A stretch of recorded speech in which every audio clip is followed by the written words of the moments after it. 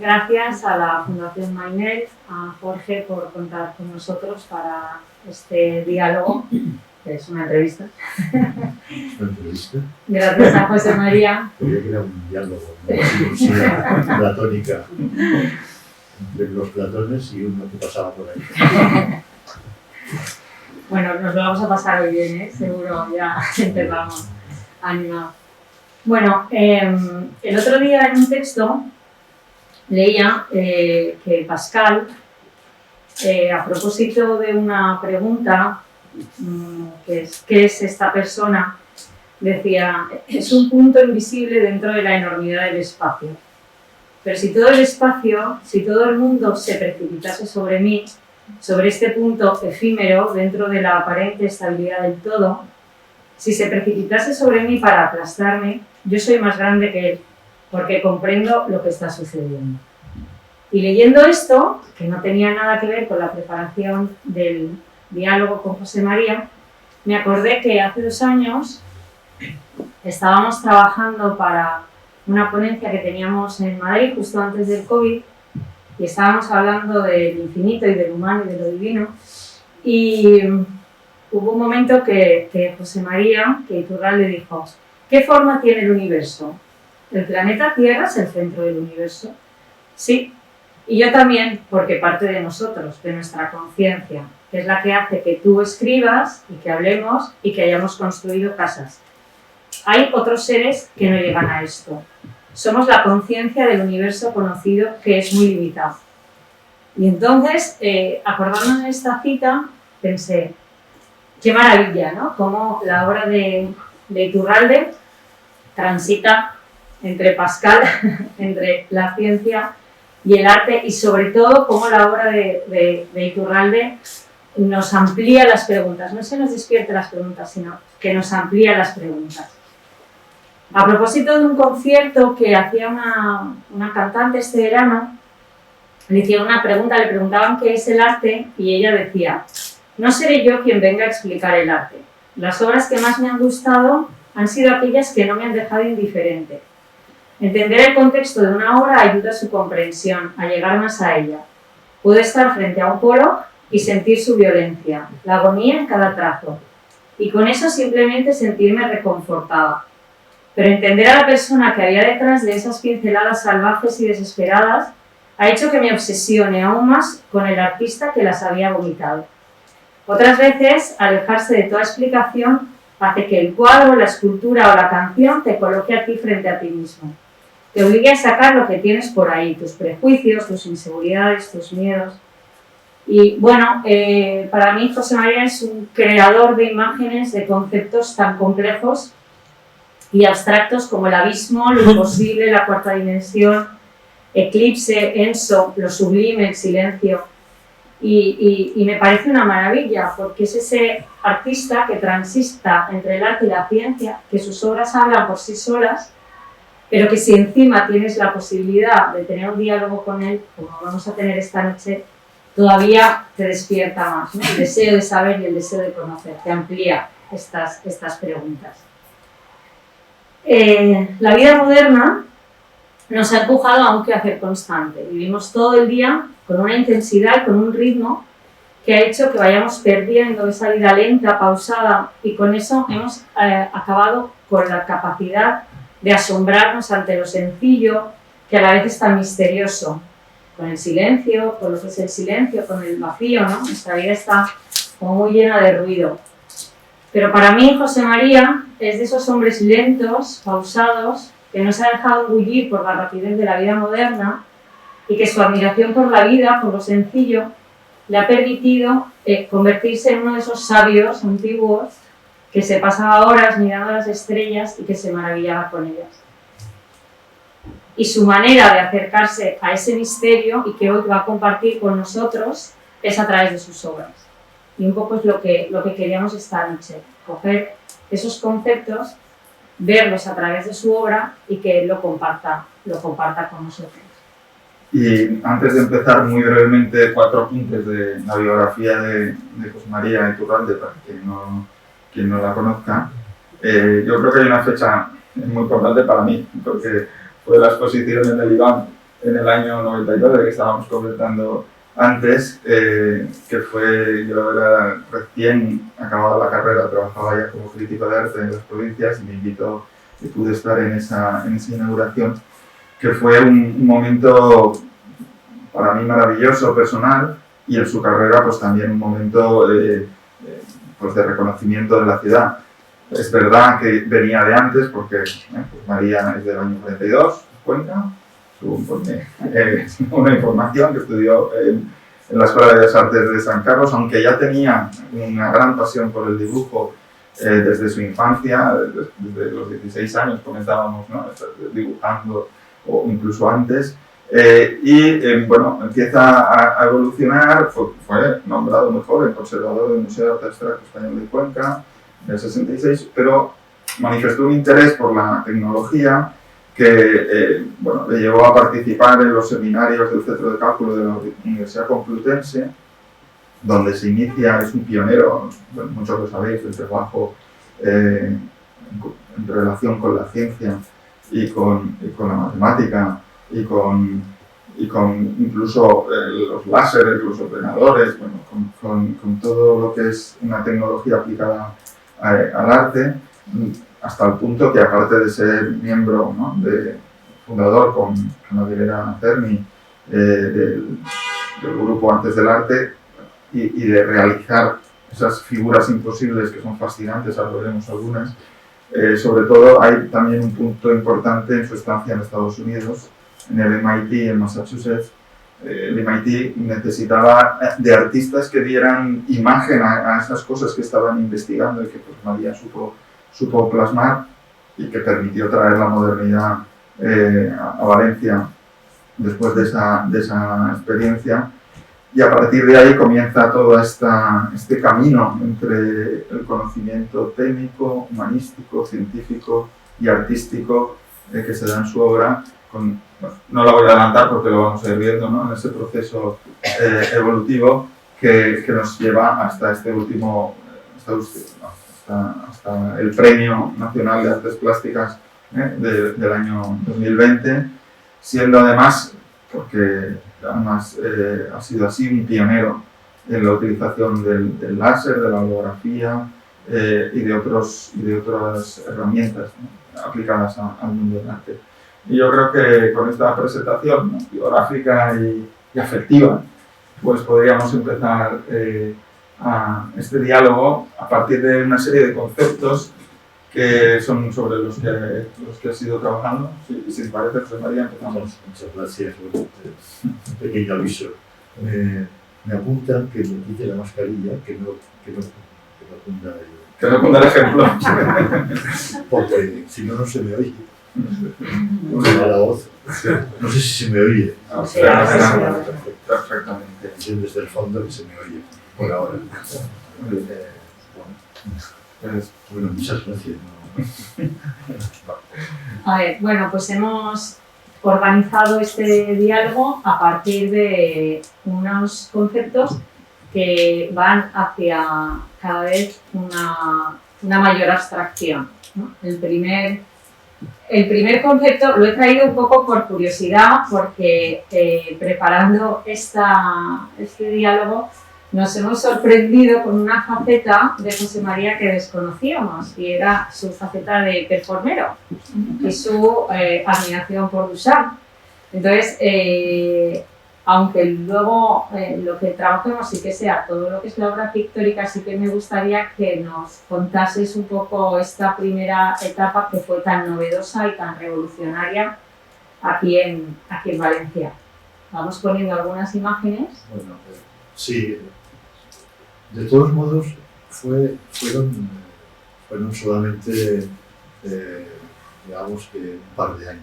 Yo acababa de llegar de Estados Unidos, había tenido la suerte de disfrutar de unas becas que de allá, y en el Massachusetts Institute of Technology, en el Center for Advanced Visual Studies, allá conocí a John Cage, por ejemplo, y a otros, y performers, y en fin, una serie de artistas que realmente fascinantes, y de los cuales pues quise aprender, por supuesto. eh, volví a España porque había muerto Franco en el año 75, las cosas estaban cambiando y me llamaron de la Escuela de Bellas Artes de Valencia para decir, bueno, pues, tú has estado un becado, estás en Estados Unidos, tienes un bagaje que has ido aprendiendo y estaría muy bien que volvieras aquí y que lo proyectaras en nuestra Escuela de Bellas Artes, una escuela dieciochesca, muy amada por mí, siempre he tenido un gran respeto por mis profesores, por muy antiguos, anticuados, etcétera, que nos pudieran parecer, pero yo pues, lo respetaba y les agradecí pues, todo lo que aprendí con ellos. Pero claro, merecía la pena pues tratar de hacer que esta escuelita dieciochesca pues, fuera un poco más avanzada.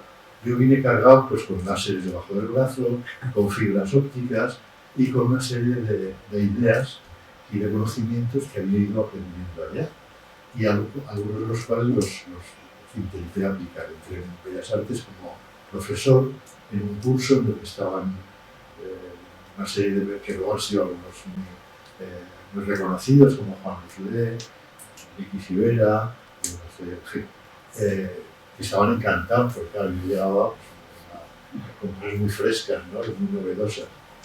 Y en fin, aparte de la cuestión tecnológica y científica, que también la hacíamos, el primer curso de vídeo que se dio en Valencia, pues lo vimos en la Escuela de Bellas Artes. Y de ahí salieron pues, algunos locutores, personajes como los hermanos Montesa, que tienen un estudio fantástico y han trabajado, pues, trabajan para muchos países, para otros tipo de aplicaciones tecnológicas, televisiones de todo el mundo, ¿no? Y en películas estupendas de Hollywood, que ellos hacen efectos especiales, están aquí en Valencia. En fin, bueno, y eso salió de, no es que yo les enseñara nada, pero en fin, traje la posibilidad de acercarse. Y otra de las cosas que empezamos a hacer aquí fueron pues, una serie de, se llamaba happenings o performance. Vamos, con alumnos y profesores de la Escuela de Bellas Artes, pues organizamos unos cuantos. Yo creo que fue la primera vez, si no me equivoco, que se hacía ese tipo de acciones en Valencia. Y claro, era una cuestión novedosa, pero yo conté con el entusiasmo de todos los que participaban. Y los participantes no es que me siguieran, yo no pretendía que me siguiera nadie, sino que todos fueran creativos. Yo simplemente pues, les hablaba, les contaba,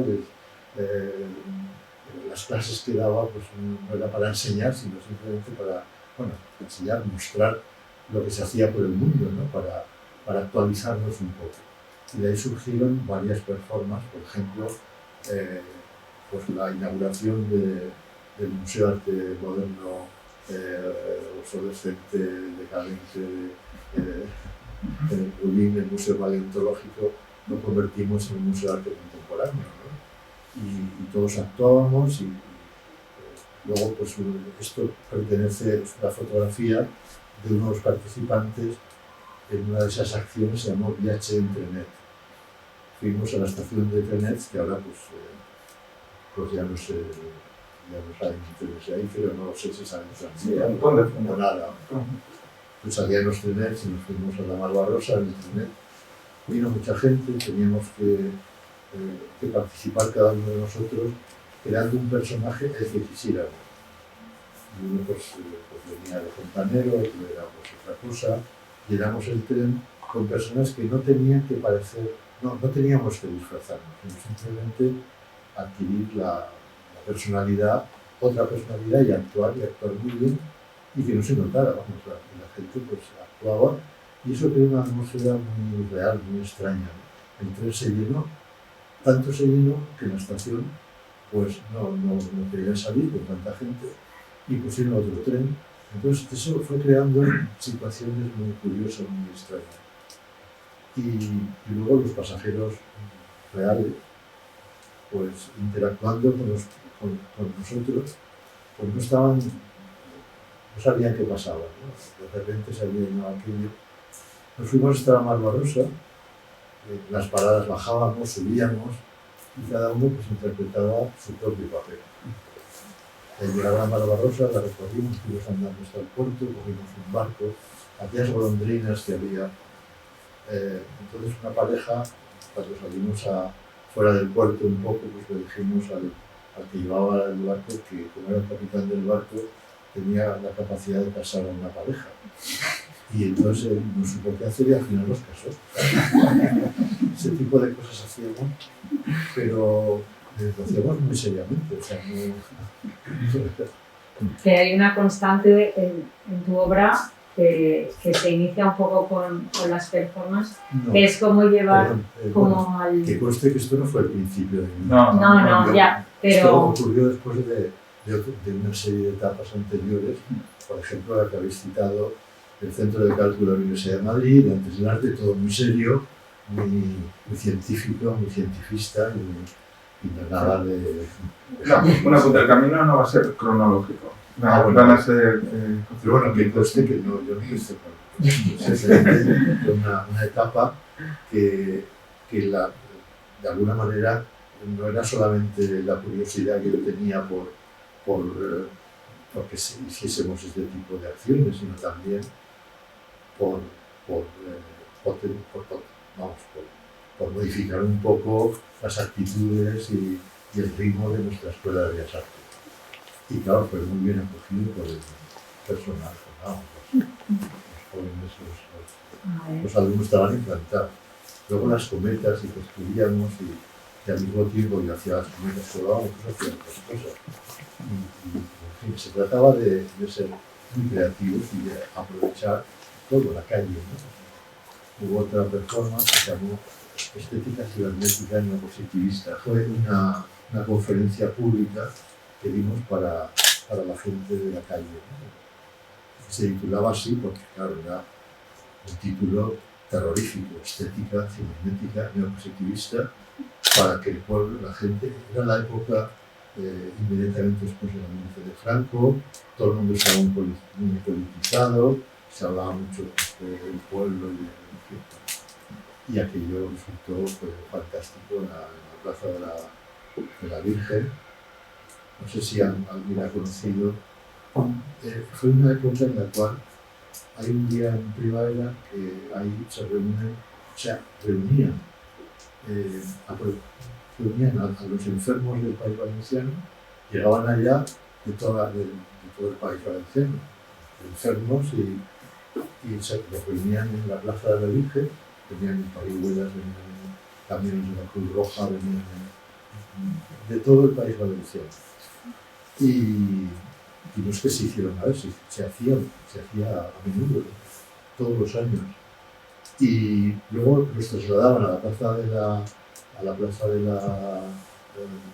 catedral y se hacía una misa allá.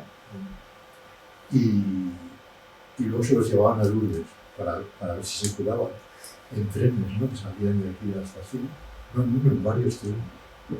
Y aprovechando eso hicimos esa performance, se llamó para los enfermos y para los que quisieran escucharnos, que se llamaba Estética Cibernética Neopositivista.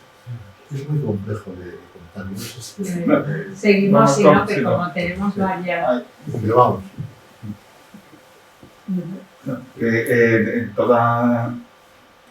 O sea, hemos empezado con esto un poco más anecdótico, más novedoso para nosotros.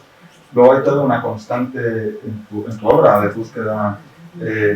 O sea, como que para ti, y la pregunta sería si el arte es una forma de conocer y a través del ejercicio artístico, y si esa forma de conocer, ¿qué te ha enseñado de estas cosas sobre el cosmos y sobre las dimensiones del humano, etcétera? ¿Qué te has preguntado? Para mí el arte, lo digo siempre, es una forma de conocimiento. Es una forma de conocimiento sentiente, emotiva, pasional. Es decir, que no es una forma científica pura, sino que, claro, yo intento aprender, ¿no? De todo y de otras disciplinas también. La ciencia me ha servido más que nada pues, para la metodología. Por ejemplo, esto que estamos viendo pues, es una serie de... Para mí eran esculturas, eran estructuras, pero no eran esculturas en el sentido de obra que piense contemplarla, sino que era una especie de atractores que volando en el cielo, pues nos llevaran a percibir el resto, ¿no? El viento, la brisa, el cielo, las nubes.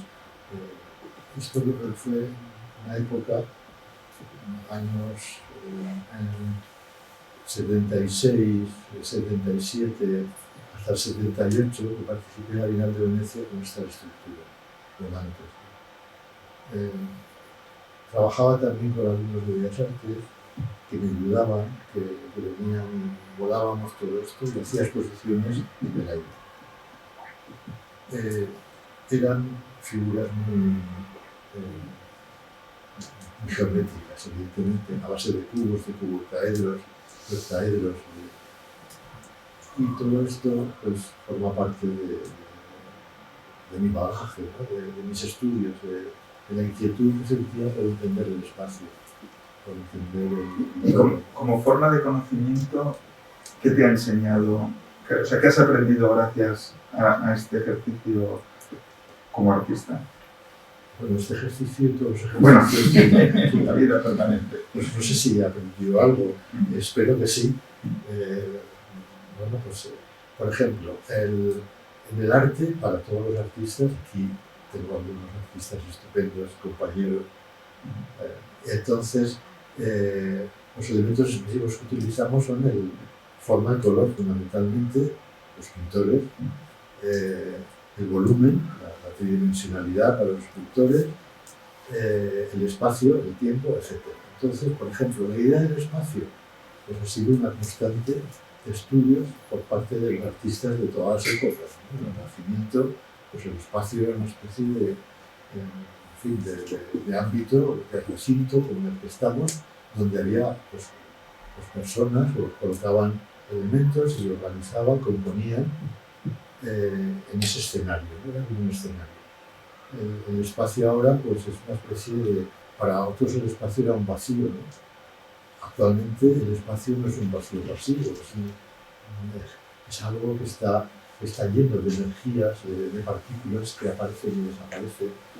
Y bueno,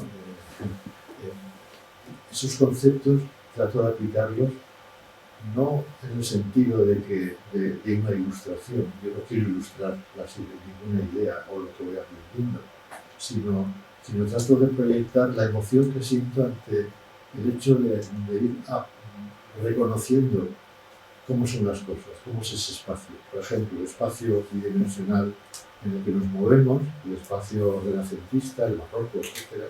O sea, hubo un momento, yo me fui a Estados Unidos precisamente para trabajar con geómetras que estaban inmersos en los estudios de geometrías multidimensionales. La cuarta dimensión, la quinta, la sexta, la octava. Actualmente, pues los que piensan que en la teoría de las cuerdas, por ejemplo, que hace falta 11 dimensiones, ¿no? Para entender dónde estamos, qué es esto, y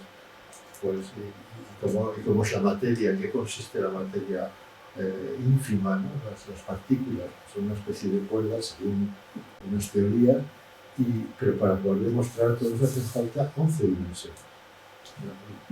La cuarta dimensión se puso de moda pues, a finales del siglo XIX, del siglo XIX.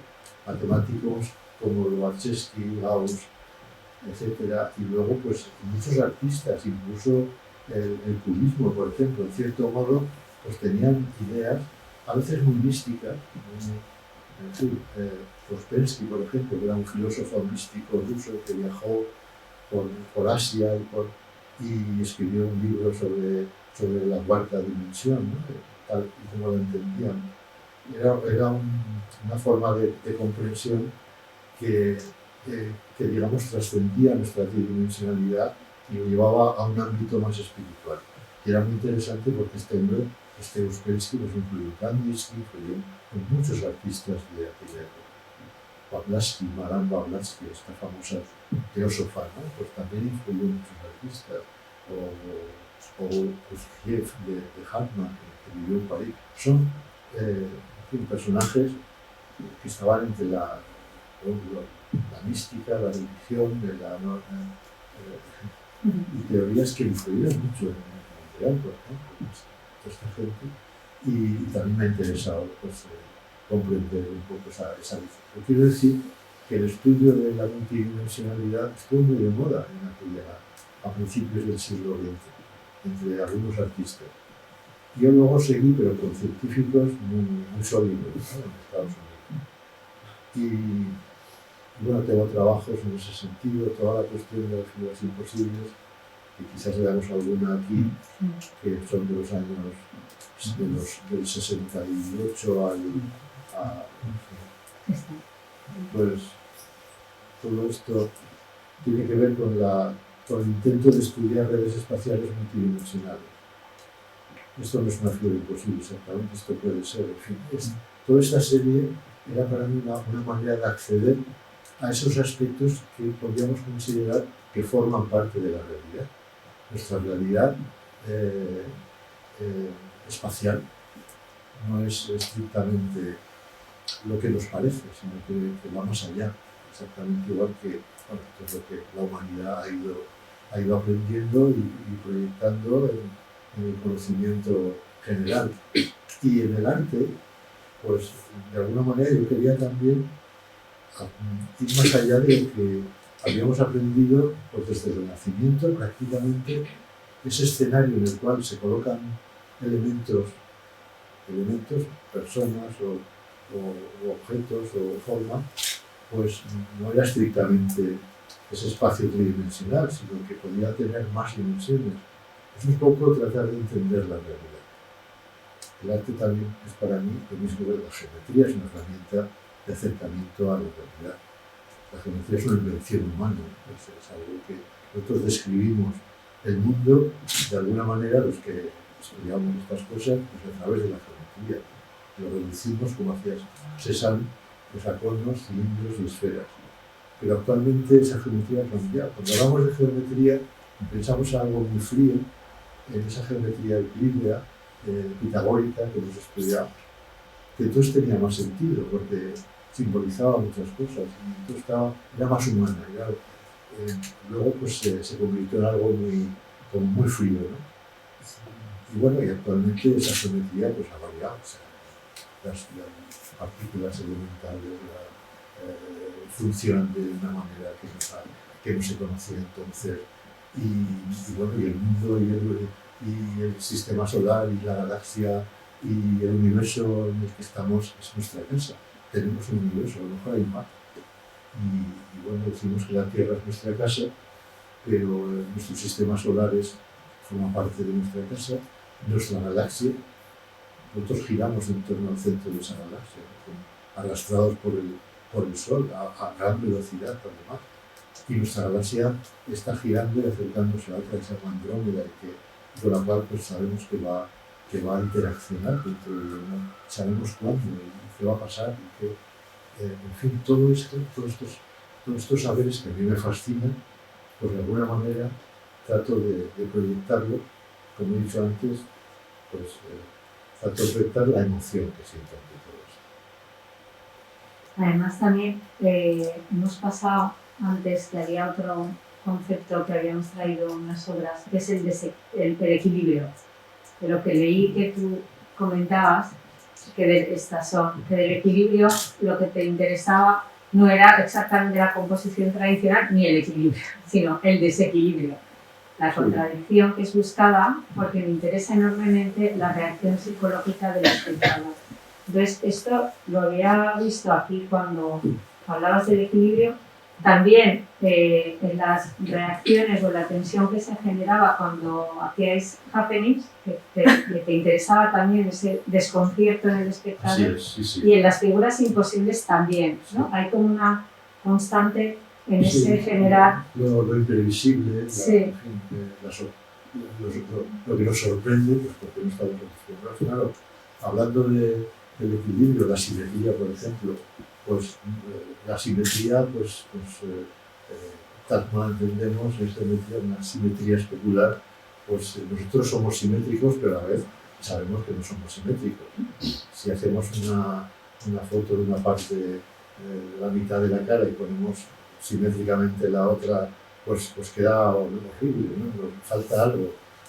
Me ha interesado el arte oriental porque es muy asimétrico también. Ellos buscan la imperfección, forma parte, lo que llamamos imperfección. La imperfección puede entenderse como algo, como una forma de perfección también, porque la perfección absoluta, tal como nosotros la entendemos en nuestro lenguaje, pues parece ser que no existe, lo imprevisible. Ocurren cosas que no. Ahora hay una erupción volcánica, bueno, se sabe que puede ocurrir, que ocurre, pues a lo mejor nos pilla muy mal, ¿no? En fin, lo del equilibrio, pero a veces también necesitamos cierto equilibrio y ponemos en una báscula pues una cosa con un volumen tremendo, pero que pesa poco, y otra con un volumen pequeñísimo, pero que pesa muchísimo, y se crea un equilibrio extraño, la inestabilidad, y todo esto pues también me interesa como elemento expresivo. Porque, José María, para ti, la obra de arte, o lo que tú haces, claro, es que te estaba escuchando, ¿no? Esto del equilibrio, la simetría, ¿no? Pensaba en la estética más clásica de la proporción, etcétera, y en contraste con la estética ya del 18 de lo sublime, de lo que al hombre le conmoción, ¿no? Entonces era preguntar si tú te movías más hacia lo sublime en tu obra, sobre todo en estos últimos años, con estos formatos tan grandes, con estas composiciones que apabullan, que no les puedes explicar, vamos a decir, en datos formales, sino de impresión en el receptor, ¿no? Sí, también la idea de lo sublime, pues me interesa mucho, ¿no? ¿Y tus obras las considerarías sublimes? ¿Perdón? ¿Tus obras? Ay, no. Vamos, bueno. Bueno, pero sublime no en como maravillosas, sino como que generan en el espectador Ojalá. Ojalá. O sea, el arte también, el arte cuando es arte. No hablo de mí, sino del arte. Es una forma de iluminación. Es una experiencia que puede llevarnos a una conmoción. Sí. Esa conmoción es una experiencia iluminadora, puede ser cuando ocurre, ¿no? El arte ocurre. Whistler decía, art happens. El arte ocurre o no ocurre, y nadie sabe lo más. Pues si lo supiésemos, pues haríamos todo un arte, en fin, que a lo mejor nos aburríamos, ¿no?, de tanto arte, pero el arte no se sabe muy bien cuando ocurre. Luego tienes una serie que habla del preludio, del interludio, del postludio, que es la inquietud de tu experiencia en el ámbito, bueno, de lo que nos estás hablando esta noche, ¿no? Del pensamiento científico o filosófico, y entonces se avanza como a una parte más espiritual y mística en tu obra. Sí, por una parte los preludios era, en fin, reunía. Aquí no se ve porque falta la potencia del color, sí, y las fotos son malas. Pero esto es un poco una serie de elementos cuadrados. Es verdad que pierde mucho, cuando lo pasas todo al PowerPoint. Acá es que el color y la luz son importantes. Estas son reproducciones. Pero nos hacemos una idea. Las reproducciones son mejor que los originales. Sí. Si llevo esto, igual piensan que pinto mejor, pero igual pinto peor que lo que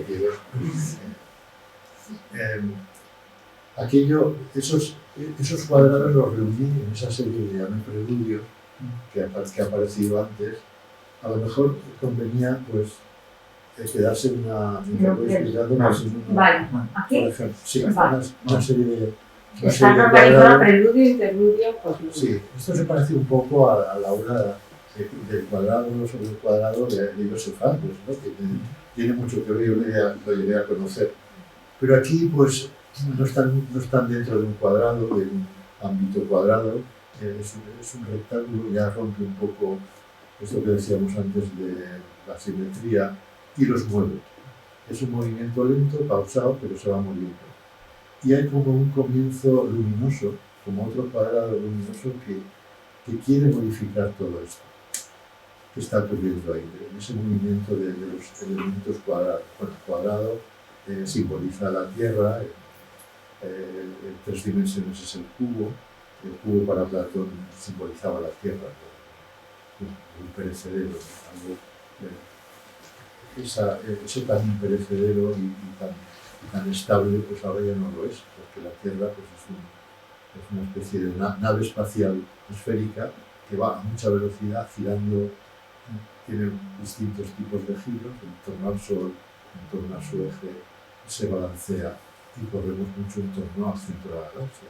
Bueno, ya no es lo mismo que considerábamos en aquella época. Esto era lo que realmente no está. Entonces aquí esa inestabilidad trato de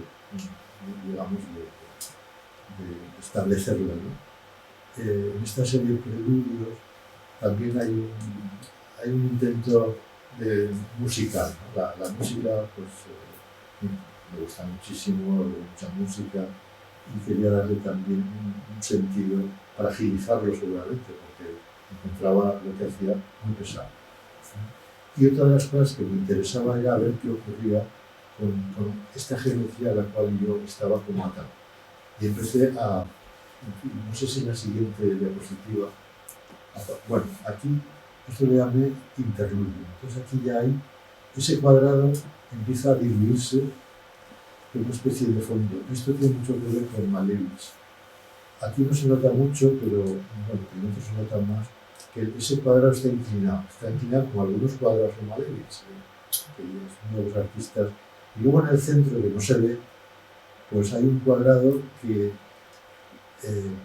al cabo de mucho tiempo aparece. Como en la obra de Art Reinhardt, que por cierto esta obra muy recomendable si van a Madrid, la Fundación Juan Marc. No vamos abasto, vamos a Madrid el martes con alumnos de Reinhardt. Bueno, pues él hacía cosas de ese tipo y bueno, ha sido para mí estupendo el conocer su obra y de alguna manera a mí me ha influido mucho. Pero claro, no es solamente lo que estoy diciendo, estos son colores, son formas, son elementos que si funcionan, pues deben de producir esa conmoción interior, ¿no? Si puede ser. Ya, no sé. Entonces, los posludios. Sí, entonces los posludios ya está diluido. Esos cuadrados que vimos en los preludios ya se han acabado. Ya están, pero no están. Hay como una estructura interna que se mueve más lentamente todavía, que es muy potente porque aquí tampoco podemos ver la fuerza que tienen esos pigmentos que utilizo, que son fosforescentes casi, son muy luminosos. A veces me preguntan que dónde está el enchufe. Entonces esto, bueno, entonces aquí ya he diluido el cuadrado, por fin, ya me he liberado de la forma, y entonces paso a otra dimensión más cercana a esos conceptos espaciales que tenemos ahora, donde todo está más diluido, donde todo forma parte de un todo, donde todos formamos parte de ese todo, donde todos fluimos en ese todo, influimos también en ese todo, más o menos, ¿no? Que somos más o menos complejos y somos poca cosa comparados pues, con nuestra galaxia, por ejemplo. Pero al mismo tiempo, pues aquí estamos y modificando nuestra esfera y haciendo cosas, en fin, todo eso. Pero dependemos del aire, dependemos del agua, dependemos, y todos dependemos de todo. Y en este caso, pues bueno, al diluir ese cuadrado que separaba las cosas, ya no hay esa separación. Ya lo que quiero decir, pues ya. Pero claro, estoy hablando, ¿no? Estoy con palabras, y aquí pues es mi forma de entender el mundo, pues que lo expreso con una pintura que me parece más potente que lo que les estoy diciendo, que creo que no se debe entender casi nada. Gracias. La siguiente es sí, el abismo, y con una cita de Ben Salom del siglo XIV que dice: el abismo deviene visible en cada brecha, en cada transformación de la realidad, en cada cambio de forma o en cada vez que el estado de una cosa es alterado. El abismo de la nada es atravesado y se hace visible mediante un instante mítico pasajero. Nada puede cambiar sin producirse el contacto con esa región del ser absoluto. Y ahora me gustaría, porque hay aquí bastantes alumnos que están estudiando diseño o multimedia, y si pudieses compartir con ellos lo que es como el proceso creativo, o sea, desde que en ese camino de conocimiento que es el tuyo a través de tus obras, cómo logras crear, como, aunque la diapositiva no tenga mucha calidad, pero este concepto de abismo, ¿no? Esta imagen del abismo. Sí, esta imagen, esa idea del abismo, algo como infinito al cual parece que estemos abocados y puede darnos miedo o no. Hay un proverbio tuareg que dice: la morada del hombre es el horizonte. Entonces el horizonte entendido, al horizonte uno no llega nunca, ¿no? Está siempre ahí. Y esto, que es como un horizonte, trata de expresar esa idea abismal, de infinitud. Es un concepto complejo y bueno, pues aquí he tratado de expresar esa idea que la recogí del proverbio tuareg, que me impresionó mucho, ¿no? Porque evidentemente tenemos un horizonte que es el nuestro, de nuestra tierra, pero también tenemos otros horizontes, es decir, cuando verdaderamente alcanzamos la tercera dimensión nuestra, pues somos seres casi planos, pegados a la tierra, como se expresaba Platón, pues, y con sus sombras en aquella caverna, etc. Pues cuando vamos al espacio, entonces vemos la Tierra desde otro punto de vista y salimos fuera y bueno, somos más tridimensionales. Y si fuésemos más allá y alcanzásemos otra posición de 7 dimensiones o de tal, pues quizás veríamos las cosas de otra manera. Y aparecen otros horizontes. ¿Cuál es el horizonte de nuestro universo en el que estamos nosotros ahora viviendo? Ese horizonte, sabemos que el universo se expande a gran velocidad, a tan gran velocidad que los límites actuales de nuestro universo pueden ser que vayan más rápidos que la velocidad de la luz. No es que vaya más rápido, es el espacio el que se expande. O sea, no es que las cosas vayan a mucha velocidad, es el espacio, es el que nos contiene, pues que se expande a velocidades inmensas. Y ahí hay un límite, y ese límite es otro horizonte. Entonces, todo eso son conceptos que a mí Pues estos conceptos súper complejos. Realmente tu obra nos introduce en cuestiones que son dificilísimas de comprender vulgarmente y de visualizar, y en cambio se consigue el silencio, el infinito, el universo. O sea, cuando uno contempla tu trabajo, se queda, es muy contemplativo también, ¿no? Para el escritor. Evidentemente lo que yo intento hacer pues es un elemento de contemplación, casi sagrado. Me interesa la espiritualidad muchísimo y la belleza. Y lo digo así porque en estos tiempos ¿Y qué entiendes por espiritualidad y por belleza? Algo lo esencial que trascendente. Eso se ha dado en las religiones y en el ser humano desde, no sé desde cuándo exactamente, pero puede ser que hubo un momento en el cual pues ocurrió que aquellos primates que evolucionaban, pues llegó un momento, y me gustaría saber cuál fue ese momento en el cual apareció lo religioso, lo espiritual, lo trascendente para aquellos seres que estaban evolucionando. Algo sabemos de él, pero no sabemos exactamente. Luego esa espiritualidad y esa trascendencia, pues, bueno, de alguna manera en las filosofías orientales pues, también interesado. Esto es un cuadro que le llamé Haiku del Norte. Un cuadro absolutamente despojado de casi todo, es una especie de postludio, pero es un cuadro inmenso que habría que verlo, que son 6 metros por 3, una cosa así. Claro, cuando te pones delante. Es muy envolvente ¿cómo y digo? es donde no hay nada, casi nada, como un haiku que hay 5 sílabas o menos, no sé. 5, 7, 5. 5, 7, 5, pues algo así, ¿no? Entonces eso es una... Y luego pues plantarse delante de una obra, y yo no hablo ya de lo que yo hablo, de otros artistas como Marrefco, por ejemplo, u otros, ¿no? que para mí son esenciales y alcanzan una profundidad tal que nos lleva pues, a experimentar una situación interior, anímica, mucho más potente, o sea, que realmente pues, hace que nos transformen de alguna manera. Es el vacío. Más vacíos todavía, la idea del vacío, antes lo he dicho, del vacío. ¿Qué es el vacío? Pues, el vacío ahora es un poco como el origen de todo, ¿no? A partir de algo, la Biblia está, ¿no? De la nada, pues surge, etcétera.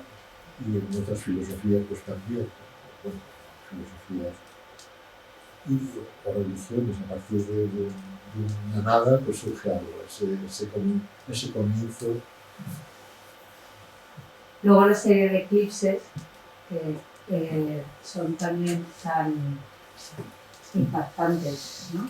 Guillermo, visualmente son. Hablábamos antes que hay obras tuyas que resultan hipnóticas, porque te quedas mirándolas de esa manera. Sí, bueno, es una especie de eclipse, ¿no? De la luz. Les llamo eclipses, pero en realidad pues no pretendo que sean un eclipse. sino una situación de emerge la luz, al mismo tiempo está tapada, del vacío surge algo, es el comienzo de algo, ¿no? Me interesa mucho el comienzo y el final, la idea del nacimiento y de la muerte, que, en fin, en muchas culturas. Ahí vienen los sensos. Los sensos, sí. María, técnicamente, ¿cómo lo pintas? ¿Con spray? Pues lo pinto de muchas maneras, fundamentalmente los fundidos, que es lo que me preguntan, ¿y esto cómo lo pintan? ¿Cómo Porque tienes un poco de rabia de decir, ¿cómo pintas? Pues, bueno, sí, pierde. Bueno, pues la lo dejamos magia, en ¿no? misterio. Lo dejamos pintas un ordenador, lo dejamos en misterio. me lo hace alguien. Los sensos, ¿nos puedes explicar un poco por qué el círculo continuo durante una serie, además, de Sí. mucha obra, muchas obras? Les llamé sensos porque, aunque yo trazaba círculos en otras épocas, círculos cuadrados, pentágonos y toda la gama posible de geometrías básicas, ¿no? Pues en un viaje al Japón me interesó mucho el arte zen, el arte de los jardines zen, me parece verdaderamente transformadores, ¿no? de lo mismo, y la posibilidad de contemplar y de estar solo en un jardín zen. Son jardines de piedra, de piedrecitas, con unos pequeños montículos, una nada, casi nada. Círculo, el enso quiere decir círculo de japonés, la palabra enso.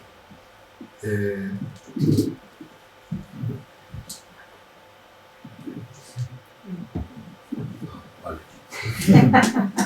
Sí, para que no me queda yo siempre. De todos modos, tampoco pasa nada si no se me entiende, ¿no?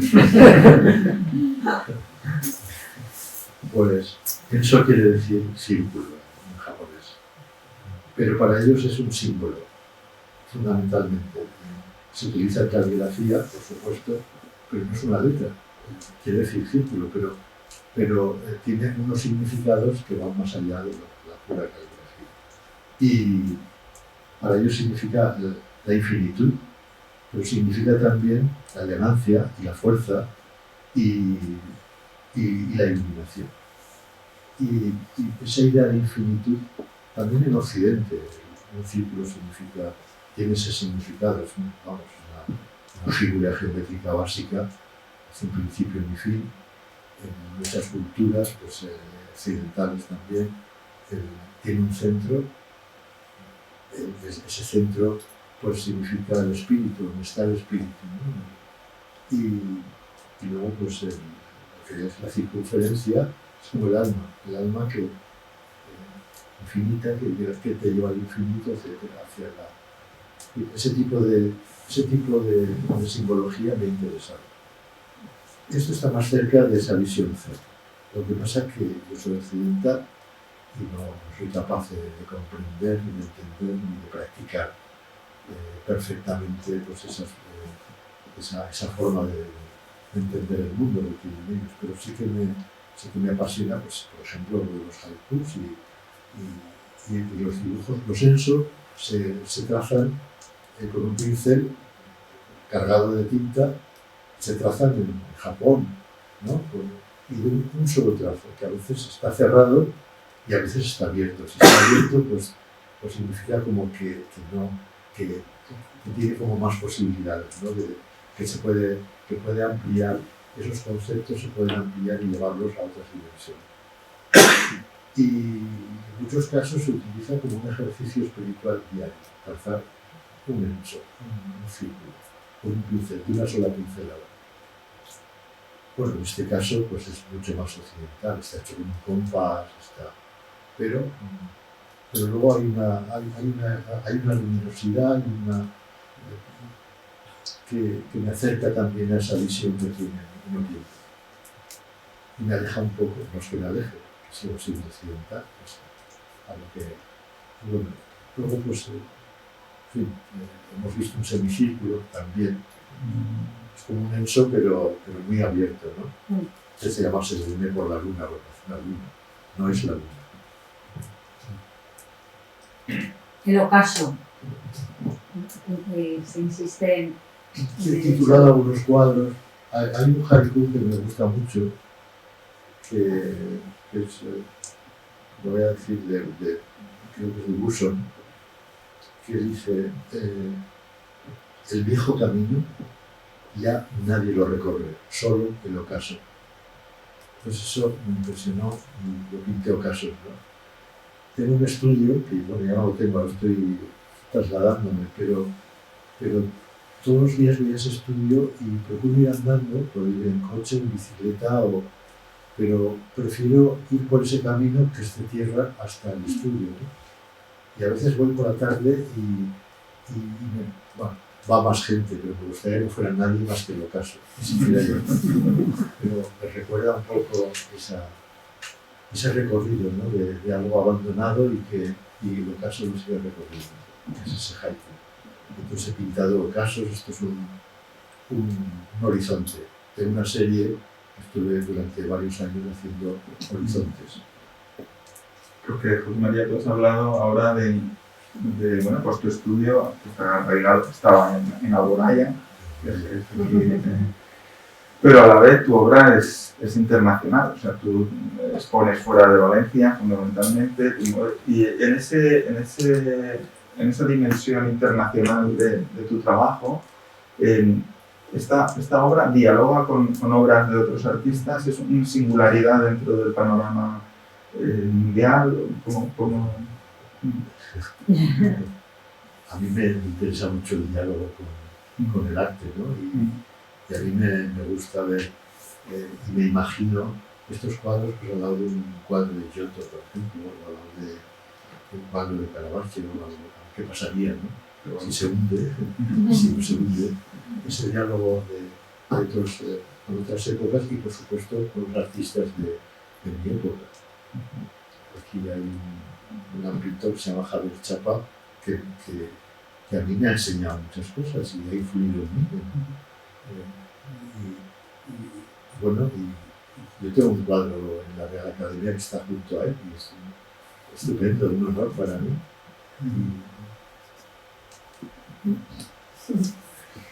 Bueno, y ya para acabar el diálogo entre nosotros y abrir un poco si alguien quiere preguntar algo, nos acaba con esta obra que es como la que nosotros utilizamos en aquella conferencia que dimos antes del confinamiento, antes del COVID, y que venía un poco a hablar de todo ese infinito, de toda esa búsqueda que nosotros por nuestro trabajo entendíamos que reconocíamos, ¿no? como algo espiritual o como algo que nosotros entendíamos que respondía, ¿no? O que daba esa imagen al infinito. Y hemos querido, bueno, pues despegar con ella. Y no sé si quieres comentarnos algo más, pues si abrimos por si alguien que haya venido quiere comentar algo o quiere preguntar algo. Espero que no sea, que no cerremos nada, sino que hablamos No, la vamos a posibilidad de tener seguir, aunque sea dentro de 6 años o en algún lugar con Es que haríamos una horita, que enseguida pasa el tiempo, entonces yo creo que es una oportunidad que tenemos aquí a José María, si alguien quiere comprender algo, porque a mí es que hay muchos conceptos que es que yo sigo sin entender el espacio, el infinito. sin entendernos. Y nos lo has explicado esta tarde y yo sigo sin Sí, entender. pues a la hora de comer nos lo has vuelto a explicar, sigo sin entender las dimensiones, o sea, me cuesta muchísimo. Lo de las dimensiones, bueno, se puede explicar, pero Bueno, por suerte está tu obra para disfrutarlo, aunque no lo comprenda, ¿no? los puntos no tienen dimensión y una línea tiene una dimensión y un espacio. Y Lo vamos multiplicando hasta 11. un polígono pues tiene 2 dimensiones y un poliedro tiene 3 y un hiperpoliedro tiene 4 y un hiperpoliedro tiene 5 y así sucesivamente. Si alguien quiere hacer algún comentario. ¿Por ahí, Jorge?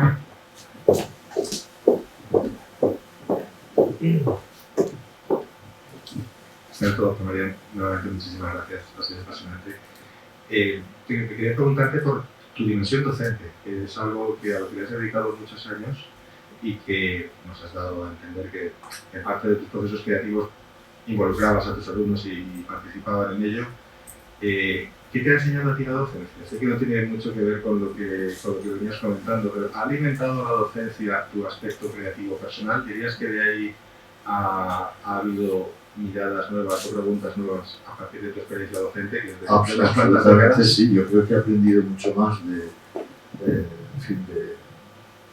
esas reuniones, por decirlo de alguna manera, en las cuales pues había uno que era el profesor pero con el mundo que yo he vivido en la Universidad Politécnica y antes en Bellas Artes, que ya fui profesor, también he sido profesor en MIT, en Harvard, en la Universidad de Harvard, he dado clases también, pero el hecho de dar clases para mí ha sido siempre pues, un diálogo también, un toma y daca.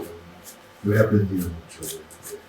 En fin, yo iba con un bagaje y con unas experiencias superiores, pero al mismo tiempo cada uno podía aportar su propia capacidad creadora y esa frescura y bueno, pues cuando se producía, pues era el resultado muy, muy interesante.